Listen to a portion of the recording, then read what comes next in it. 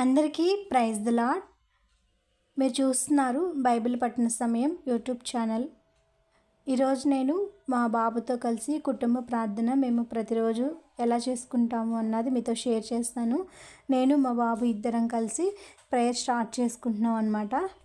రోజు ఇలానే చేసుకుంటాము. త్వరలో మా హస్బెండ్ కూడా మాతో కలిసి కుటుంబ ప్రార్థనలో కలవాలి అని మీ ప్రార్థనలో జ్ఞాపకం చేసుకోండి. తను ఏం చేస్తారంటే మేము ఇట్లా ప్రేయర్ చేసుకునేటో ఫస్ట్లో అయితే తను ఫోన్ చూసుకొని వేరే గదిలో ఉండి ఫోన్ చూసుకుంటూ ఉండడమో, లేకపోతే వేరే వాళ్ళతో ఫోన్లో మాట్లాడడమో, లేకపోతే వాకింగ్ చేస్తూ ఉండడమో అలా చేస్తూ ఉంటారు. అయితే ఈ మధ్య కొంచెం మీరు చేసుకోండి ప్రేయరు అంటే ప్రార్థన చేసుకోండి అయ్యా, వెళ్ళి ప్రేయర్ చేసుకోమ్మా అని చెప్పేసి చెప్తున్నారు. అట్లా చిన్నగా మళ్ళీ మాతో తను కూడా వచ్చి కలిసి ప్రార్థన చేసే రోజు రావాలి. ఏ కుటుంబంగా అందరం కూర్చొని ప్రేయర్ చేసే రోజు రావాలి. తనలో మార్పు రావాలని నేనైతే కోరుకుంటున్నాను.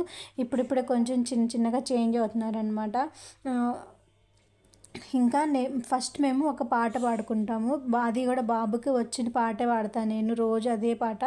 అదేంటంటే బాబుకి రోజు తను కూడా పాడతాడు కాబట్టి నేను పాట పాడతామన్నమాట ఇద్దరం. నేనైతే కంజర్ పట్టుకొని నాకు వచ్చిన దాంట్లో నేను అలా చేస్తూ ఉంటే బాబు మాత్రం జైలోఫోన్ తీసుకొని తను వాయిస్తూ అట్లా ఉన్నాడు.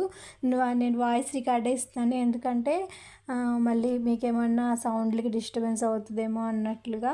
తర్వాత నేను బైబిల్లో కొన్ని వాక్యాలు చదువుతాను. తనకి చిన్న వయసే అప్పటికి వేరే పనులు చేస్తున్నప్పటికీ ఒక వాక్యమైనా తన హృదయంలో పడుతుంది అని చెప్పేసి నా ఉద్దేశం అనమాట. అందుకని చెప్పేసి నేను తనకు అర్థం కాకపోయినా బైబిల్లో వాక్యాలు అర్థం కాకపోవచ్చు తన వయసుకి, కానీ అవి చదువుతున్నప్పుడు తన మనసులో పడతాయి కాబట్టి అవి తన మనసులో ముద్రించబడతాయి అని చెప్పేసి అని నేను కొన్ని వాక్యాలు తీసి చదువుతాను. నేను చదువుతుంది వచ్చేసి మత్తయి సువార్త 5వ అధ్యాయంలో ధన్యతల గురించినటువంటి ఉంటాయి కదా, అది చదివాను అనమాట. అధ్యాయం మొత్తం అయితే నేను చదవను, బాబు చిన్నోడు కాబట్టి ఒక 8 వచనాలు లేకపోతే ఒక 10 వచనాలు అలానే నేను చదువుతాను. అలా అయిపోయిన తర్వాత బాబుని ఫస్ట్ ఇప్పుడు కెమెరా ఉన్నాడు కాబట్టి తను చేయట్లేదు, కానీ మామూలుగా అయితే ఫస్ట్ బాబే ప్రేయర్ చేస్తాడు. బాబు ప్రేయర్ చేసిన తర్వాత నేను ప్రేయర్ చేస్తాను. నేను నువ్వు చేస్తావా నేను చేయనా అంటే నువ్వే చేయి మమ్మీ అన్నాడు. అందుకని చెప్పేసి నేనే ప్రేయర్ చేస్తున్నాను అనమాట. బాబు తన ఈ ఏజ్కి తను అలానే నేను ప్రేయర్ చేసినంతసేపు కూడా అట్లానే కళ్ళు మూసుకోవడము, లేకపోతే అట్లానే దేవునికి కృతజ్ఞతలుగా అట్లా ఉండడము అన్నది చాలా సంతోషం అనమాట. నాకైతే నేనైతే కళ్ళు మూసుకున్నాను కాబట్టి తను ఏం చేస్తున్నాడు ఏంటి అన్నది తెలియదు, కానీ వీడియో చూసిన తర్వాత నాకు తను కూడా అంతసేపు మోకాళ్ళ మీదే కూర్చొని అలానే ప్రేయర్ చేస్తున్నాడు అనిపించింది.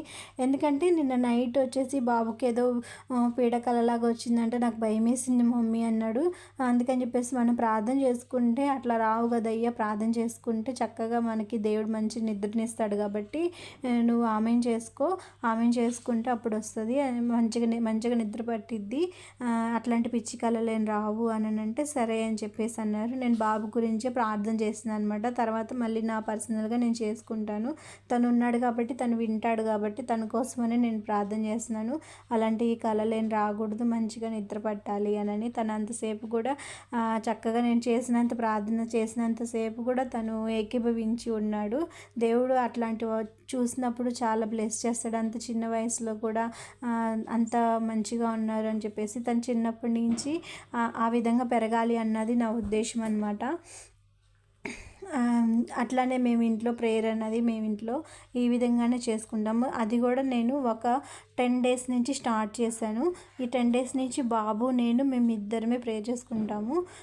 అంతకు ముందైతే లేదు, కుటుంబ ప్రార్థన అన్నది ఇంట్లో లేదు. ఎందుకంటే తను రాడు కాబట్టి నేను ఒక్కదాన్ని చేసుకుంటూ ఉండేదాన్ని కాదు. తర్వాత బాబుతో కలిపి మేమిద్దరం చేసుకోవాలి, తర్వాత ఎప్పటికైనా తను జాయిన్ అవుతాడు అన్న నమ్మకంతో మేమిద్దరమే కుటుంబంగా ప్రార్థన చేసుకుంటూ ఉన్నాము. ఫ్యూచర్లో నా భర్త కూడా వచ్చి పక్కన కూర్చొని ప్రార్థనలో ఏకీభవించాలి అని చెప్పేసి అనుకుంటున్నాను నేనైతే. మీ ప్రార్థనలో కూడా జ్ఞాపకం చేసుకోనండి. అది నాకైతే ఇది వీడియో మీకు పెట్టాలనిపించింది. కుటుంబ ప్రార్థన ప్రతి ఇంట్లో ఖచ్చితంగా ఉండాలి. మన సమస్యలు ఏదైనా సరే కుటుంబ ప్రార్థనలో అది తొలగిపోతాయి. నాకు ఆ నమ్మకం, విశ్వాసం ఉంది. చిన్నపిల్లలు, పెద్దవాళ్ళు అందరూ బయటికి వెళ్ళేసి వస్తూ ఉంటారు కాబట్టి వారి కాపుదల కొరకు మనం ప్రార్థన చేయాలి.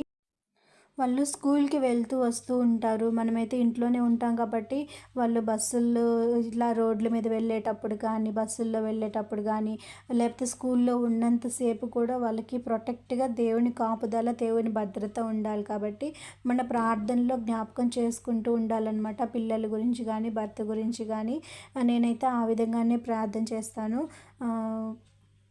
అదిగాక క్షేమంగా మళ్ళీ ఇంటికి తీసుకొని వచ్చారు కాబట్టి దేవునికి కృతజ్ఞత తెలపాలి. ఆ రోజు నైట్ కుటుంబ ప్రార్థనలో మనము ఆ రోజంతా ఒకవేళ మనం ఏమన్నా దేవునికి ఆయాసకరంగా మనం ఏమైనా తలంచినా, లేకపోతే ఎవరితోనైనా మనం అనకూడని మాటలు గబక్కనే పౌరుషంగా మాట్లాడడం అలాంటివి ఏమైనా ఉన్నా కూడా దేవుని సన్నిధిలో మనం ఒప్పుకోవాలన్నమాట. అలా ఒప్పుకున్నప్పుడు దేవుడు మనల్ని క్షమించి ఆ రోజు క్షమించేస్తాడనమాట. ఆ విధంగా మనం కుటుంబ ప్రార్థనలో ప్రతిరోజు కలిగి ఉండాలి. మన సమస్య ఏదైతే ఉందో అది కుటుంబం అందరికీ కలిసి కూర్చొని ప్రార్థన చేసినప్పుడు ఆ సమస్య నుంచి దేవుడు మనకి విడుదల దయచేస్తాడు. అదనమాట. మీకు ఇంతవరకు నేను మీకు వీడియో ఏమంటారు స్టాప్ చేస్తున్నాను. మీకు వీడియో